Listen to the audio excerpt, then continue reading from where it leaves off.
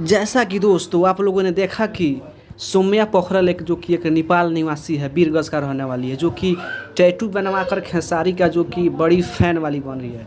एक उनका गाना भी आया हुआ है जो कि एक रिपोर्टर न्यूज़ के दौरान पूछा आप पवन सिंह के साथ काम करना चाहती है। इस पे सौम्या पोखरल का जवाब आता है मैं पवन सिंह को नहीं जानती हूँ। भाई पवन सिंह को कौन नहीं जानता है, यहाँ तक कि बॉलीवुड दिग्गज कलाकार बहुत सारे जानते हैं, यहाँ तक कि वो खुद जानती है। और उनके गानों पे बहुत सारे गाने पे रील बनाई है, वो खुद जानकर भी अनजान बन रही है। क्यों?